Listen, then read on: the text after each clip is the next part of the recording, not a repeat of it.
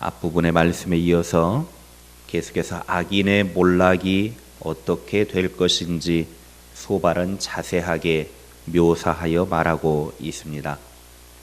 그동안 악하게 모은 모든 재물을 토해낼 것이라고 12절부터 16절에 말하고 있고 17절부터 19절에서는 재물로 즐거워하지 못하게 되고 20절부터 23절에 갑자기 쏟아지는 소나기 같은 진노가 임하게 되고 24절부터 26절에는 불같은 진노로 태울 것이고 27절 28절에 하늘과 땅이 일어나 칠 것이고 29절에 악인에게 하나님의 진노는 정해져 있다라고 그렇게 소발은 욥을 향하여서 악한 자의 특징을 말하고 있습니다.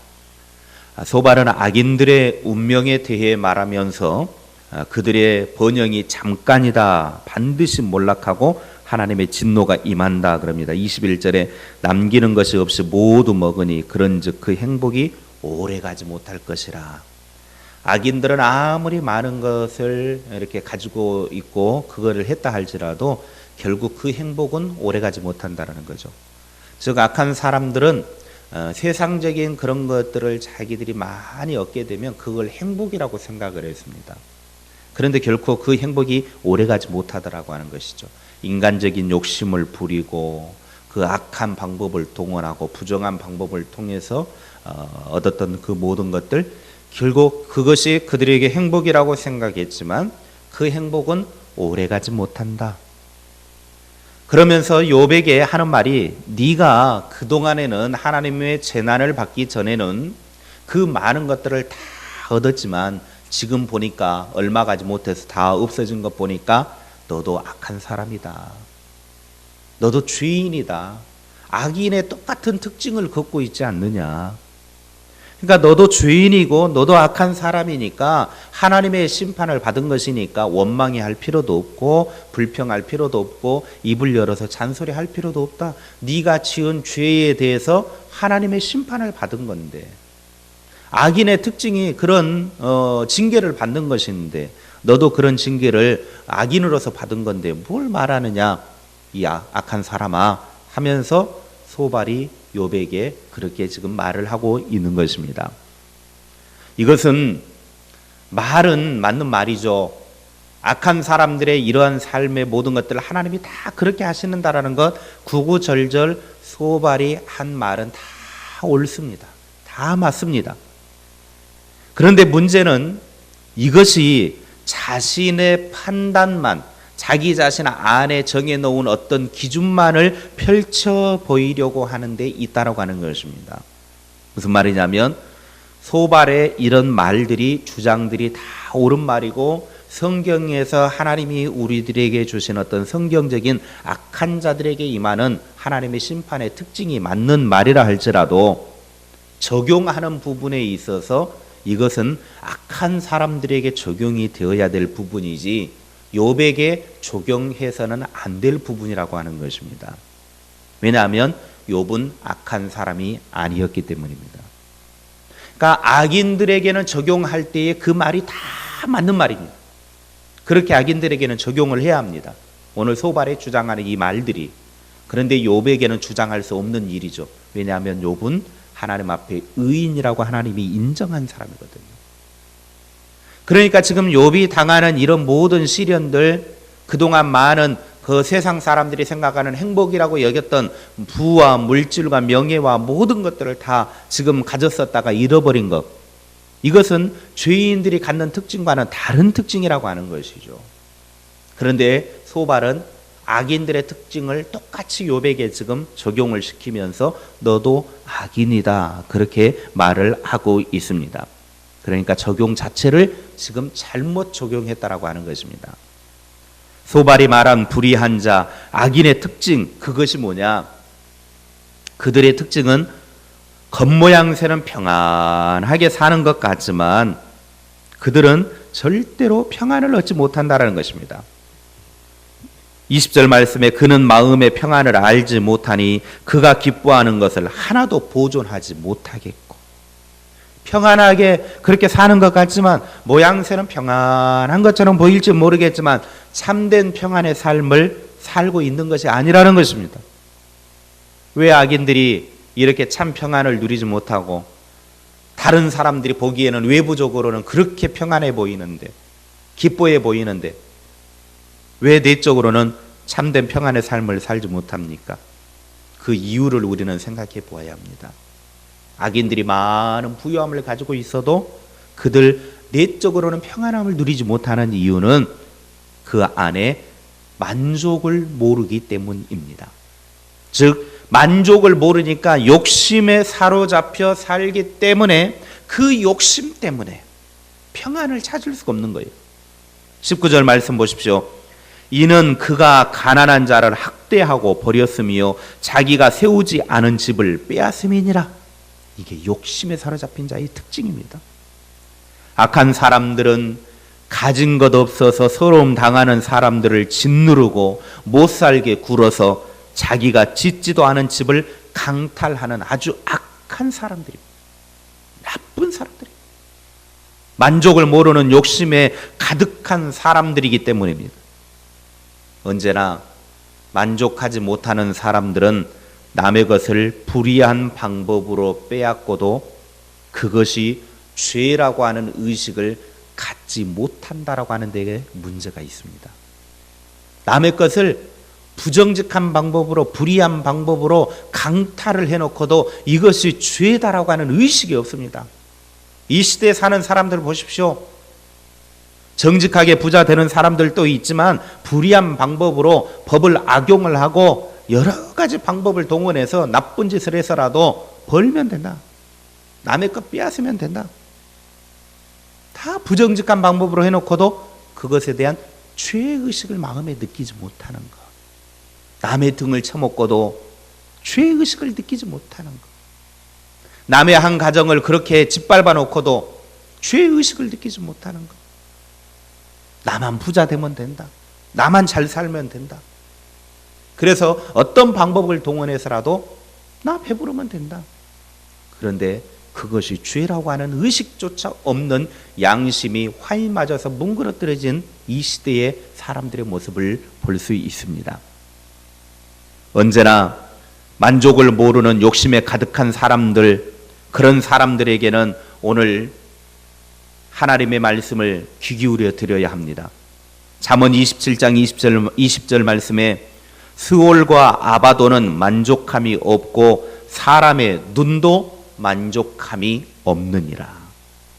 이 말은 스올과 아바돈이라고 하는 것은 스올은 지옥을 말하는 것이고 아바돈은 파멸을 말합니다. 즉 지옥과 파멸은 만족함이 없듯이 사람의 눈도 만족함이 없더라는 것입니다. 그러니까 우리의 인간적인 눈을 가진 그 인간들은, 악한 사람들은 만족함이 없는 욕심을 가지고 결국에는 멸망의 길로 가고 만다라고 하는 것입니다. 지옥과 욕심을 같이 보고 있더라고 하는 거죠. 멸망과 욕심을 같이 보고 있는 거예요. 결국 악한 인간의 그 욕심, 욕망, 만족할 줄 모르는 이 욕심이 지옥을 불러오는 것이고 멸망을 가져오게 된다라고 하는 것입니다. 만족함이 없는 욕심에 사로잡힌 자, 그는 결국 지옥을 경험할 것입니다. 인간적인 욕심에 사로잡혀 살아가는 사람들, 멸망의 길로 달려가고 말 것입니다. 그러나 성령을 힘입어 살아가는 하나님의 사람들은 늘 만족할 줄 알고 모든 상황 속에서 기뻐할 줄 아는 사람들입니다. 시편 90편 14절 아침에 주의 인자하심이 우리를 만족하게 하사 우리를 일생 동안 즐겁고 기쁘게 하소서.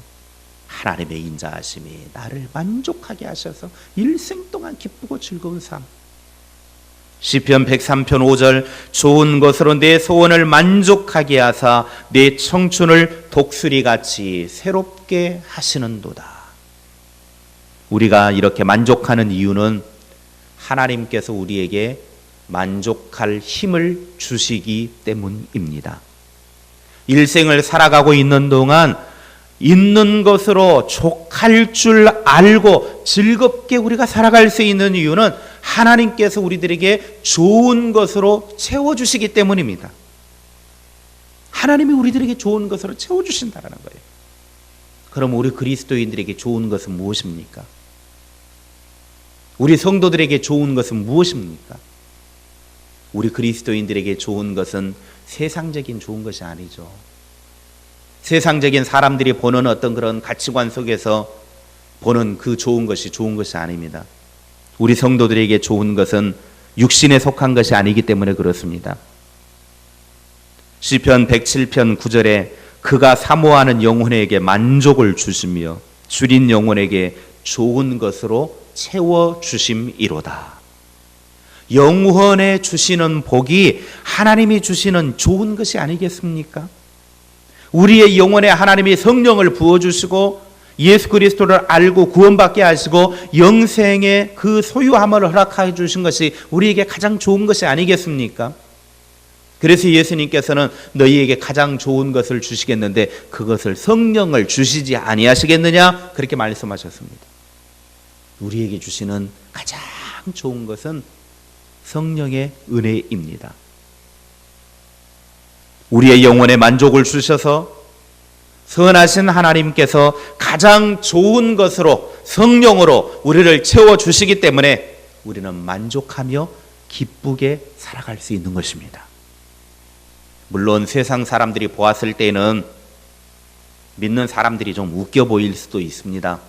돈도 별로 없고 땅덩어리도 별로 없고 지지리도 못 살게 살고 자식들도 별로 안 되어져 보이는 것 같고 훌륭한 대기업 다니는 것 같지도 않고 뭐 변변찮지 않는 어떤 그런 모습을 볼 때마다 믿는 사람들이 웃겨 보일 수도 있습니다. 그런데 믿는 사람들이 즐겁다, 항상 웃고 다니고 좋아라고 하고 다니고 봤을 때 저것들이 도대체 뭔가 이상하게 여길 수도 있습니다.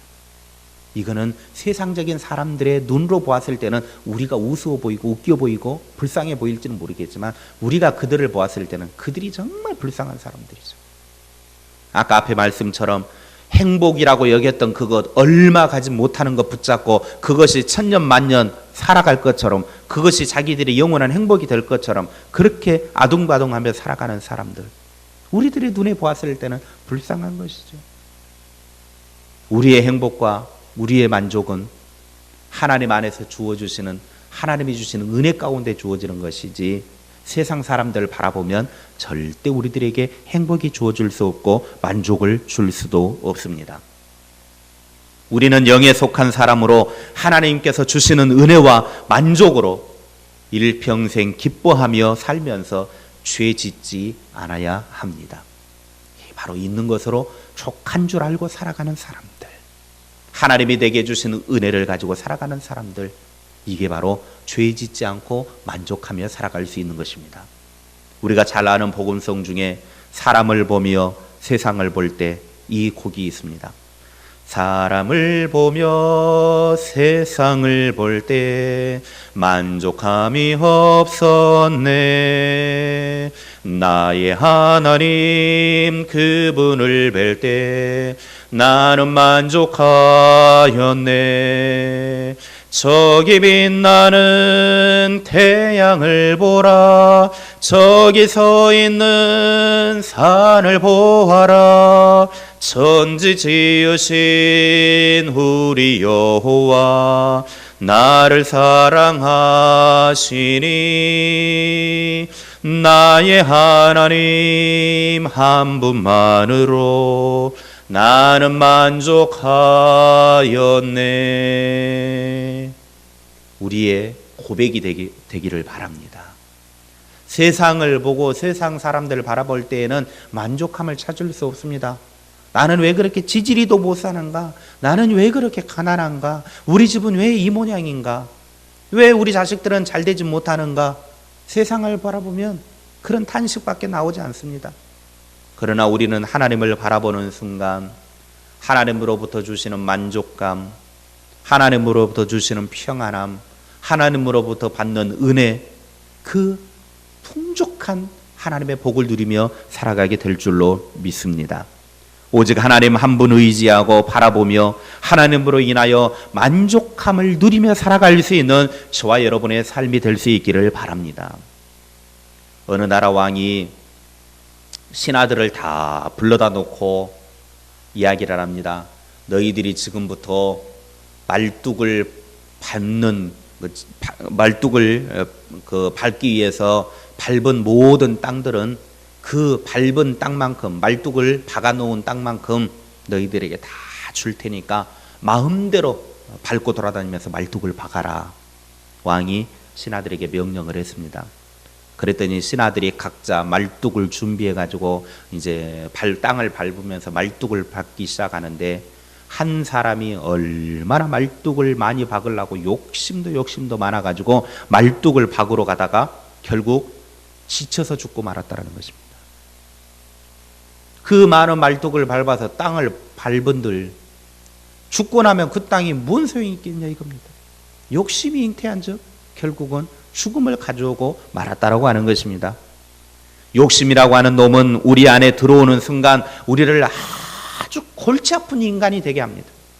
이 욕심이 우리 속에 한번 딱 들어오는 순간 우리는 정말 골치 아픈 인간이 돼요. 그래서 야고보서 1장 14절 15절에 보면 오직 각 사람이 시험을 받는 것은 자기 욕심에 끌려 미혹됨이니 욕심이 잉태한 즉 죄를 낳고 죄가 장성한 즉 사망을 낳느니라. 어리석은 신하처럼 욕심이 결국은 죽음을 가져오고 말았다라고 하는 것이죠. 인간의 만족하지 못하는 욕심, 사망을 가져오게 하는 이 욕심은 밑빠진 독과 같아서 아무리 채워도 채울 수 없는 것입니다. 만족할 줄 모르는 욕심은 사람을 서서히 죽게 만드는 치명적인 독약과 같은 것입니다. 그래서 바울은 이 욕심을 골로새서 3장 5절에 이렇게 말했습니다. 그러므로 땅에 있는 지체를 죽이라. 곧 음란과 부정과 사욕과 악한 정욕과 탐심이니 탐심은 우상 숭배니라. 오죽에 쓰면 사도 바울이 이 욕심을, 탐심을 우상 숭배라고까지 정죄했겠습니까? 우상 숭배다. 우상 숭배라고 하는 것이 무엇입니까? 하나님이 가장 싫어하는 것 아니겠습니까? 우리 안에 있는 이 탐심은 하나님이 가장 싫어하는 거라. 신앙적인 일에 우리는 욕심을 내야 합니다. 육신적인 욕심에 사로잡힌 인생이 아니라 이제 우리는 영적인 일에 욕심을 내야 합니다. 세상적인 욕심의 비계덩어리를 떼어내는 다이어트를 하고 이제 영적인 그런 은혜를 우리가 채워야 합니다. 우리의 신앙을 쓰러지게 하는 욕심을 버려야 합니다. 갈라디아서 4장 18절에 좋은 일에 대하여 열심으로 사모함을 받음은 내가 너희를 대하였을 때뿐 아니라 언제든지 좋은 일에 열심을 내라는 말입니다. 하나님께서 예수 그리스도를 통하여 우리를 구원하신 이유 중에 하나도 그것입니다. 디도서 2장 14절에 그가 우리를 대신하여 자신을 주심은 모든 불법에서 우리를 속량하시고 우리를 깨끗하게 하사 선한 일을 열심히 하는 자기 백성이 되게 하려 하심이라. 신앙적인 열심, 하나님이 주신 열심을 가지고 사는 하나님의 백성이 되게 하려고 우리를 구원하셨다라고 하는 말입니다. 이제 썩어질 세상 욕심에 사로잡혀 멸망하는 인생이 아니라 영적인 일에 열심을 내어 영생을 추구하며 하나님의 백성답게 살아가는 하나님이 사람이 되도록 결단하는 저와 여러분이 될 수 있기를 바랍니다.